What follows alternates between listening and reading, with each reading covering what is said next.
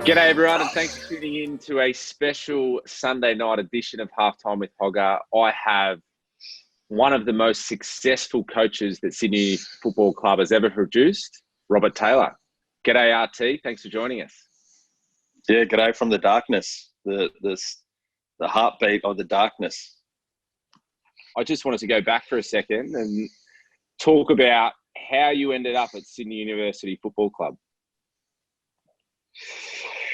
Yeah, it's being part of a university club in Auckland, and the great thing about university clubs worldwide, they're all very similar. Some more successful than others, and some with more prestige than others. And I mean, if you look at sort of Oxford and Cambridge, you know, they're probably the top of the tree in terms of prestige and bits and pieces. But looking across the ditch at that time when I was at Auckland University, certainly had to inquire why that club was so successful. So I actually came over in 2012 through some contacts, and Ray Dearlove, I think, was the GM at that time, and watched the game, went to the lunch and stuff, and I knew this was hopefully a place I'd get to experience at some stage or another. I actually then came over, and a few of the players were here, and then I did a training session in summer 2014, I think. Yeah, 14. 2014. No, Nobby was here. I remember meeting Dave Hay and Jack Farrer. Ran a session in December up at Paul's Oval. Absolutely blew the guys away. Like full noise.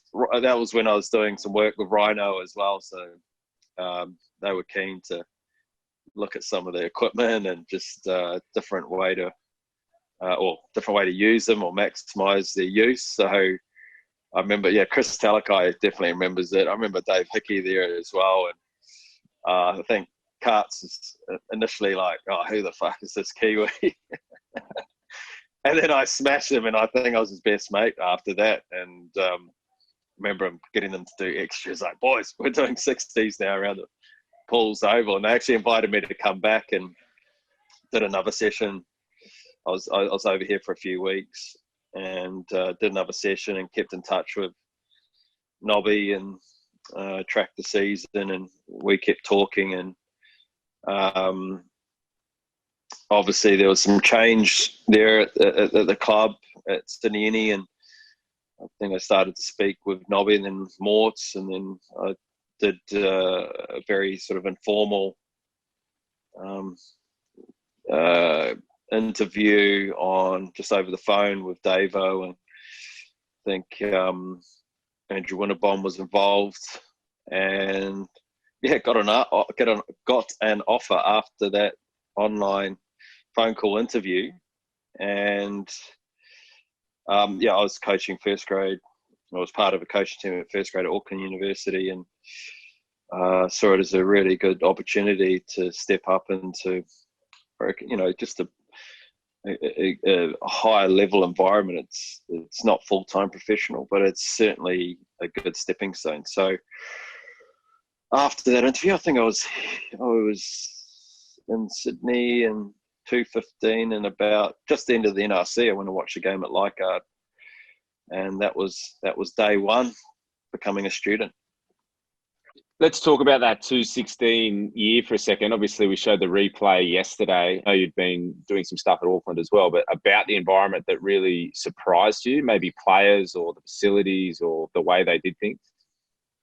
As you touched on, you get similar people at university clubs. You've got great diversity. You've got personalities.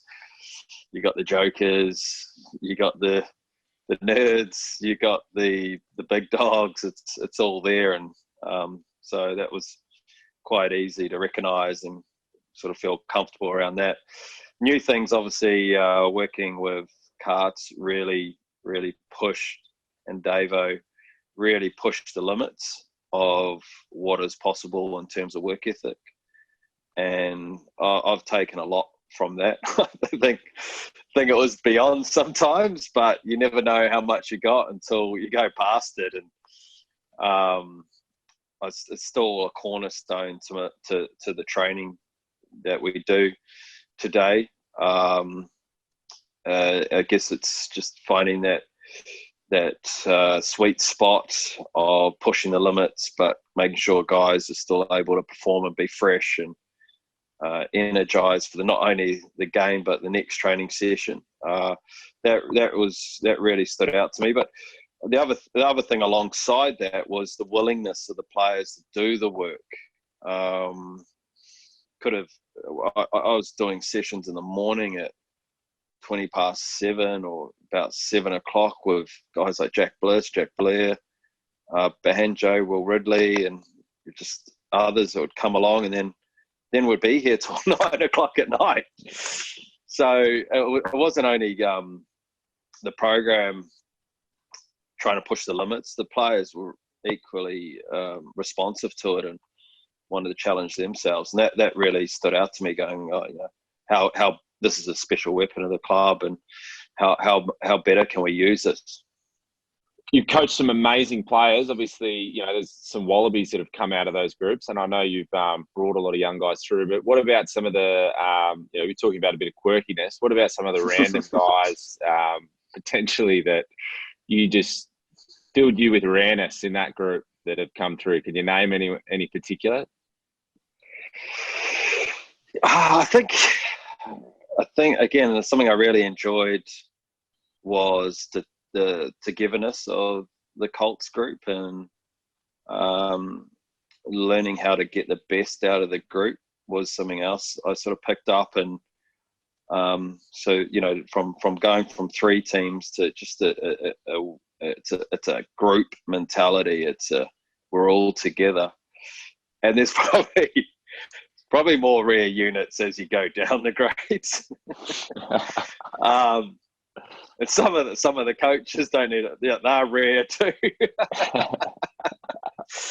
You didn't need to look far and go, right, what planet's that guy from? God, there's too many to really mention, but you didn't need to look that far. It sort of becomes the norm. But yeah, you usually you just had to look down at the end of the training field at the Colts, and there's some special people down there that just made the group fun. The ability, I think the special thing with the students is the ability to laugh at yourself, and that rubs off onto everybody, not to take themselves too seriously. But it would be a disjustice to pick out one person. I think everybody's pretty rare here. It's just what level.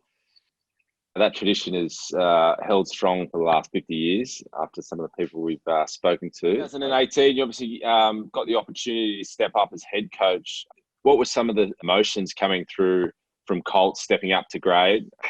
I think a lot of the players remember in that Colts group when we won the Colts final in 2017 at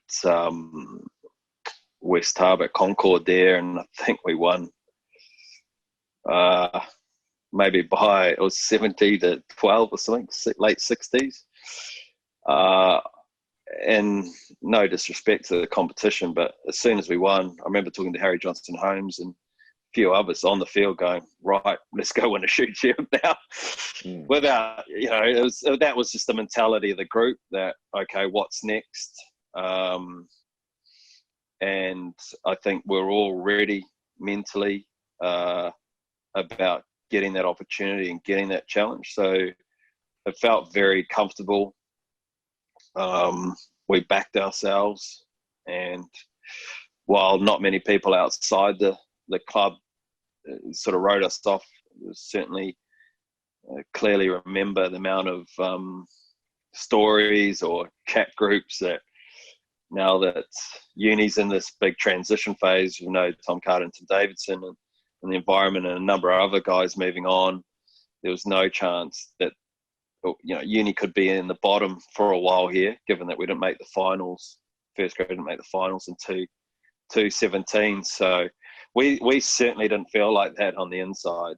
It was a nice place to be, actually, that sort of underdog status. And but there was a lot of belief, and was just a matter of bringing everybody together. The Colts players that were coming up, who had been given the experience of first grade throughout that year, and that was one of the good things about 217.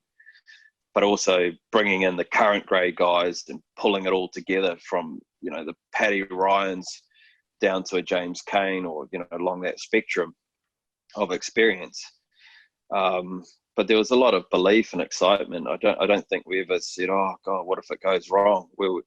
We're like, we're going to win this, but we've got to come together first and get very clear on how we want to play. It was such an enjoyable year with all those challenges. One of the big things at uni, though, that always amazes me, and I know we've spoken about before, is the willingness of the top players in the world. Wallabies coming back and playing for the club. It's funny how you go from a Colts coach to then coaching Wallabies. Were there any specific players in that, your first year as head coach, where you thought, wow, he's actually a Wallaby? Yeah, got a little bit of that before stepping into that role. I think in either 217 or 216. I was around grade and first grade a lot as well. I'd be basically at every training session. So seeing the likes of Will Skelton, Dean Mum, Paddy Back, Tolu Latu, Fanger, and all the others, you sort of get used to it. But there's one thing I really remember well from 218 and relating to sort of Wallabies was Fanger come the grand final, and just awesome to have those guys around. But you sort of get comfortable. You get comfortable with the guys dropping in, and they were really responsive to what we were doing as well. They were a real positive impact when they came. Probably a few little adjustments to what we were trying to do on the field and our mindset off the field. But there's one thing that really stands out to me in that grand final, where I don't know who decided it, but Rowan walking out of that tunnel, and I was coming, sort of following behind the players, and I think Fang was at the back there, and obviously Rowan up the front had already gone up the stairs, and you could hear the boos. Like, it was electric. And I remember Fanger just yelling out, going, "How good, boys, this is what it's all about, how good." And it just gives me tingles now. And just to have someone with that experience and to be attacking the moment. Well, for me, I was ready to run out there. I could have played in the front row or whatever after that. And I don't know if any of the other guys picked up on that, but it's so good to have those players of that caliber to come back and ease into the group so well, and then and just be themselves in the group, and that really rubs off on the other players, gives them a lot of confidence in their game, gives the coaches a lot of confidence too. It's a really good environment because there's no egos. It's just, how can I contribute? So it's been a pleasure working with all those guys that have come back, and I've taken a lot from working with them and working with the Colts. You get the full range, and it certainly made me a better coach. Let's talk about your front row partner in crime for a moment. Joe Horn-Smith. You've obviously you've brought him through as well with you as your assistant, as your set piece coach. What is it about Joe's coaching made you guys work so well together and be so successful? Well, Joe's from the Northern Hemisphere, and he's very clear in how he likes to see his teams play, and particularly the forwards and the set piece. And I really respect the Northern Hemisphere around forward play. So I think we balanced each other out really well in terms of a bit of flair, Southern Hemisphere flair, and people expressing themselves. But at the end of the day, games are going to be won by the set piece, and you want the best people there. You want people with expertise and experience, and Joe's got all that, from being a player, and then also a good apprenticeship at coaching. So I think we got the best of both hemispheres mixing together.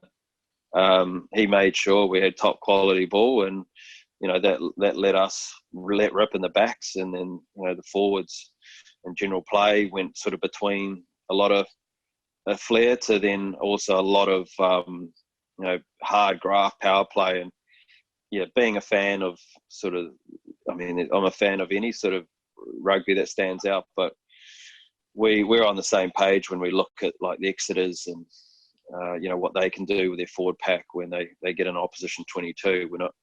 We find that common ground and fully buy into it. So I think it's just been a great balance between the two different ways to approach the game, but recognizing what really works well for the group that we've got here and the competition. We've been the biggest kicking team in the comp the last 2 years. I don't know if many people would pick up on that, but because of the attacking side of things, but that's very northern hemisphere, you might say. But we're also mixing in southern hemisphere, playing on the edge and prepared to push the ball. So it's been a good combination. Using Colts, undefeated premiers, and then 2 years first grade shoot shields, minor premiers, and then premierships. That comes with a lot of success. Have there been any games, either losses or hairy moments that you remember in your last 4 years that you can look back on in the play? Yeah, that 2016 grand final was a tough day, a roller coaster. Terrible prep that week. That it absolutely bucketed down. I think we got about 20 minutes of training on a grass field in Engol and Johns with no lights, basically, and then first grade made us defend against them, and they were ripping us. So it was a terrible week for prep. We got a little run in at pools on the Saturday, but we didn't play that well. I think we were against a team that was right in the zone. I know they went to an indoor facility that week. They had great prep and underdog tag, and certainly threw everything at us and played really well. And we got a little bit uncomfortable there. But again, the uni belief and fight came through, and to then win it in extra time, that was really special. It's 218. A real turning point for us there was the loss at Manly Oval, and we didn't lose a game after that. That was some honest words spoken by everybody in that changing room. A game that we had a lot of control in, and probably should have had a couple of penalty tries with scrums. I think we had 8 scrums reset down on their try line, and we weren't getting any love, but that was the way it is. And we never lost the game. There was some really good words, and we followed up with our words by actions after that. And it was, just the medicine we needed before finals. And then, obviously last year's grand final, again, that uni belief and just from the hard work that they do, that was really special. And sort of second to last uni game. But I just really enjoy, without being too cliche, obviously the big games are great, but every Saturday was a special day to come to uni or go to another ground and battle out that East. I mentioned that Eastwood win last year. It was really special for the group because they want to be the best, and a lot of good uni teams hadn't won at TG, and we were able to produce a win again from behind. I think the last 10, 15 minutes we broke out. Essentially, the 2019 grand final will be your last shoot shield game. What about the emotions during that game? I was in the stands. I remember texting Haggy, 25 minutes to go. We were actually still really confident, texting each other, talking about the moments and stuff like that. But what was it like in the coaching box? Because it's going to go down as one of the greats. Well, I'd like to think we prepare ourselves for the worst case scenario, and grand finals usually pretty ugly affairs, and we talk about the what ifs, or we prepare for those. We had a big thing about adaptability that season, and that being if things are going wrong, we'll find a way. And we practiced that throughout the whole season. And we sometimes got it right, sometimes got it wrong. But it was a very calm change room at half time. And we obviously, Ringa had a great spot on game plan.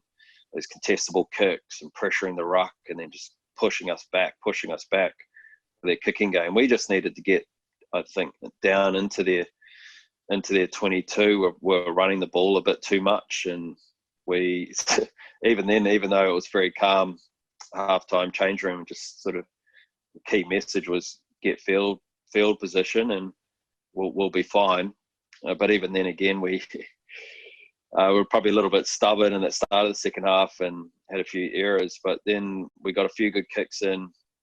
They, for some reason, Ringa started to try and run it in their own half, and we got a penalty or we got that turnover try, and then you just feel the uni momentum. But again, like as you would know, that ability to come back isn't just a moment. That's for some guys, that's 5 years of training here at uni. Those comebacks aren't just something we need to work on a couple of weeks out from the grand final. It's something that's always developed. So that gives the guys a lot of confidence that no matter what, they can come back. But there was a lot of emotion in the coaches' box at the end. Once the whistle went, we were obviously believing as well, but we were getting a little bit concerned by how late we were leaving it. But huge emotion on that final whistle, and that feeling. That's what all that hard work's about. Pretty amazing game to go out on if you can reflect back on it now like that. After the last 2 seasons, a lot of guys picking up contracts that we know about. What about the future of the club? Maybe one for our members and our sponsors. Are there some players coming through that really excite you? It's a good Colts group there, and we took a few to New Zealand. Some had to stay behind with Aussie 20s commitments. But I really enjoyed watching the Colts this year throughout the season, and then also how they developed to winning that grand final. There's forwards there, there's backs there. Guys that have probably had a bit more to do than others really stand out, like both Angus Bells, obviously, and Henry Whelan and Puppy. I mean, Tom Lambert's been picked up to go to Scotland, but there's really good balance in that team. Harry Wilson, and there's a lot of signs there that remind me of our 216 group, 217 group. It's a team that can run, it can kick, it can pass, it can set piece. So the future looks bright. Really excited to watch those guys come through and put their own mark on the university jersey. Sure, we'll be watching a few games while you're overseas. Yeah. Let's talk about your new appointment as assistant coach at Leicester Tigers. I mean, as I think I said earlier in the week, how proud we are of all your achievements, and you deserve this opportunity. What are your feelings heading into the role? I know we had a good chat about it yesterday, but how are you feeling going into the professional game? Oh, yeah, it's the reality starting to sink in that I won't be at the number 2 for that much longer. And initially getting the offer was a great moment. A lot of hard work in getting there. I feel like done my apprenticeship over a number of years and done as best as I can. So just really nice to get that recognition and an opportunity to then go express that hard work at the next level. Leicester Tigers, great club. It's one of the world's well-known clubs and amazing record, amazing supporters, average 20,000 a game there. It's highest attendance in the premiership. So it's really a really great honour to go to such a esteemed club as well, and always watch them growing up and their dominance throughout that time, and so many great players. So yeah, just getting my head around to what that's going to look like, and I've got to start again. Start build those relationships with a whole new player base and coaching staff. So it's try not to think about the big things too much. Just start again and look at those little wins to build momentum into the actual role. Just getting to stay in the call with each player and start to get to know them and share ideas and bits and pieces. But a lot of excitement, but I'm sort of now switching over to there's a job to be done here, and a big one, and I want to be at my best for the next level. So need to get the head down now and get stuck into it, but also at the same time really focused on the transition here and the handover here. I want to see the guys go on and get that third shoot shield potentially, and minor premiership. So yeah, balancing out the two at the moment, but yeah, really excited for the next challenge. I mean, no pressure there. I'm sure you have 20,000 fans, excited to see how you attack. And I bet you're going to have about 500 Sydney Uni supporters now watching the Leicester Tigers, which is really exciting. I know I'll certainly be watching the game. There's a big job at Leicester. It's going to take a couple of years, 3 years, to really, I think, get where they want to be. And but if it happens in the first year, how good. So yeah, be patient, and you might see a bit of Sydney Uni out there on the playing field. How good. Rob, thanks for coming on tonight, and thanks for everything you've done, and hopefully everything you continue to do. I'm sure you will stay connected with our players and our staff, and anytime you come, when the season's on, you can come. I'm sure you can pop into a finals lunch here and there, a guest appearance at some point now. You're a part of the student alumni now, so, you're always going to be welcome back. Yeah, thanks, Hodgie. I was saying to Morts the other day, we'll make sure we've got the student alumni strong in the Northern Hemisphere, and have a few events up there where we can have a few probably late night or early morning beers and watch the students play. We're certainly missing the club, and just so grateful to have the opportunity to join this club and to walk away with some amazing friendships, amazing memories, and looking forward to the day just coming back here and probably having a beer in hand and bit of food, and just kick back and watch the students rip in and watch the futures. And just want to thank everybody for welcoming me in and letting me do my thing and supporting me as much as I can. And I hope all that hard work's benefited them as well in their time here. Unreal. Thanks for that, and thanks everyone for tuning in.